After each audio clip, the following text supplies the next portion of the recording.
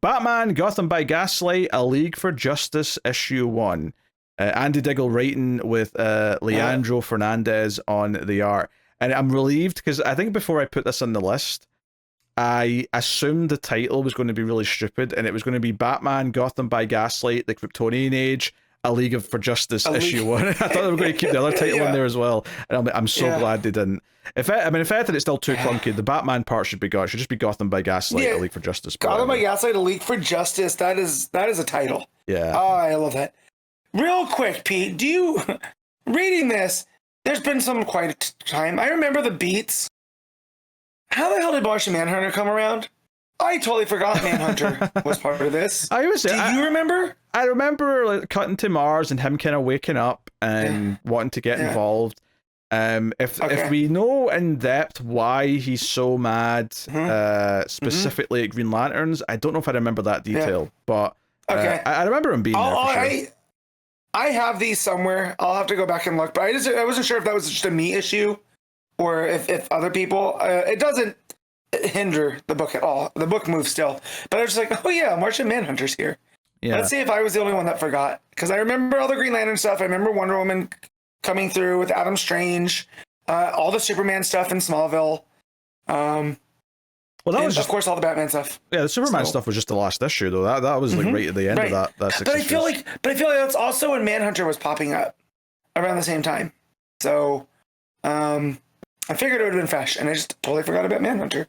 So. Yeah, the opening is kind of a recap almost with Adam Strange, kind of like his journal describing a bunch of stuff that's going on with the Kryptonian Age, and that this tech's all kind of popping up. And it all kind of started activating 30 years ago, which coincided with when Clark arrived on Earth. So it's a little bit of a recap, just kind of getting you up to speed, and then it takes us back into the cliffhanger, which is Superman in his outfit, which is obviously very different from normal, coming out to address the other heroes at the burning sheriff station in the town, whilst the Suicide Squad are stealing the energy source meteors from the bank. So, they have a bit of conflict. They're kind of fighting a little bit and, debating what to do.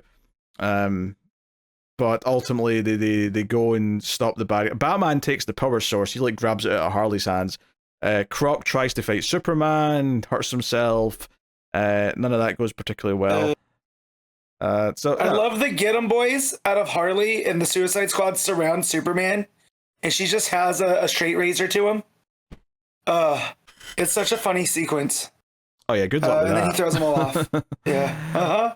There's some conflict between Green Lantern, Alan Scott, and Martian Manhunter, where we find out the one of the previous ring wielders was Zhong Li, and because I don't think that's the old person he got it from. Maybe it was. Maybe I'm just not remembering the name. But yeah, the person on the train.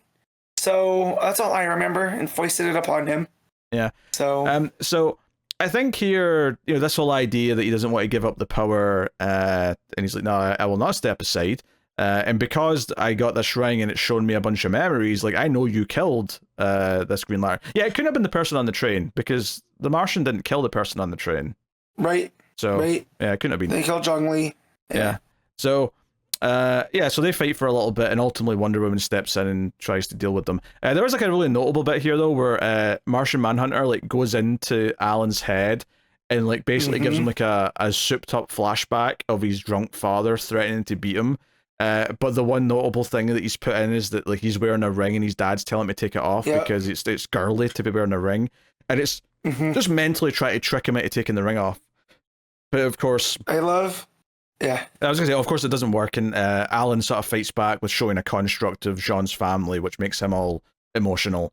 So I love, because Alan goes, that's a two-way door. I can do the same thing. So it just shows his sense of will as well. Also, I didn't know if I realized this before, because again, the timing. The shape of the Green Lantern ring is also in the Superman S shape, right? So just also driving home the whole Kryptonian Age. Oh yeah, we knew that. That's because back when they first teased that ring, like I didn't even jump to it's a Green Lantern thing. I just thought it was kryptonite or something. That's right. Okay, right. That's right. Because of that. So yeah, they've taken care of the criminals fairly easily, and they're just bickering to themselves.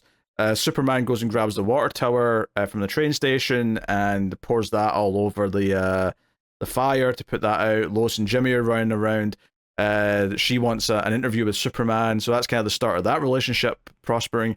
The big thing is, though, is that the train is being driven apparently by Lex Luthor, and he basically transforms it into a giant mech suit at the end, which is the cliffhanger, is like, oh, Lex is coming for this energy source with his big mech suit at the end. So, I mean, I didn't see that coming, so fair play to Diggle. It's very Wild Wild West, right? The big metal spider.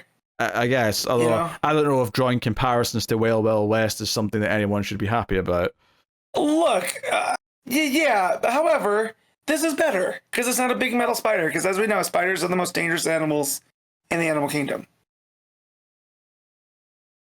But yeah, no, the mech suit train. So I was getting a little bit Back to the Future 3 vibes with Lex in this big steam train with all the handles and stuff. I'm like, oh, what's he going to do? Is he going to, super speed it up? And no, he turns into a big Lex mech battle suit. So, which will be fun to see all the heroes hit, right? They get to team up. We get a good, fun Justice League moment. Yeah, and they're in kind of a moment of debate themselves, because Batman's got the power source out of this thing, this little triangle box they stole, and the others surround him and sort of like say, hey, you're not a thief, are you? And they all just kind of stand there skilling at him, and he's like, okay, we need to talk.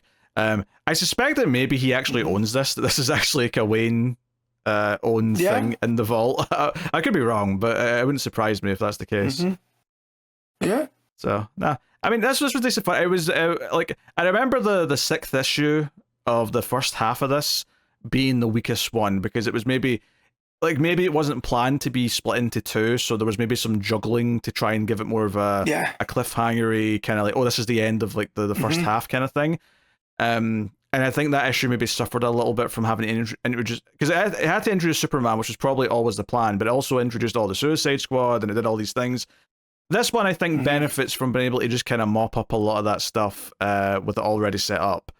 But I'm curious to see how this progresses, and I'm also curious to see how the Flash comes into it, which we know Lex has got trapped somewhere along with and Cyborg. And Cyborg, yeah. No, curious. I don't know if it quite has the atmosphere that the first like 2 or 3 issues of the book did, but I mostly had fun with this. It was a very pleasant, easy read, and I think the art is pretty solid, and it's obviously they get to play around with all the different outfits compared to the usual styles. Yeah, this is kind of what I love about Elseworlds, is you get to see the what if aspect of like, this is a Victorian, era of the Justice League, and what's that look like, and just the way that Green Lantern's dressed like a gentleman, right? But it still has all the green and stuff, because that's clearly who he is. And then you have Superman, who has kind of that, I don't know what kind of thing it is. I want to call it like a tunic, but, it almost looks like something that people would wear into battle.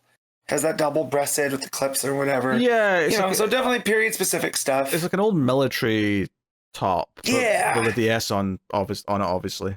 On it, yeah, and he's wearing a mask, which is funny. So, but yeah, just kind of what Elseworlds meant to do. I love all this type of stuff. Yeah, it's just a pleasant read. Yeah, there's a whole bit with Lois trying to name him and coming up with a bunch of different things that start with S, and she lands on the Sentinel, so we'll see if that sticks. But she seems quite excited by that one. Yeah, I'm trying to think of something, because she's trying to find the alliteration, which I thought was very funny. Jimmy, what alliterates with Kansas? But yeah, a lot of good stuff. I can think of one really naughty word, but I don't think that'll play well with the newspapers. Yeah, it's not. Anyway, what are you rating League for Justice, whatever it's called? I'm 8.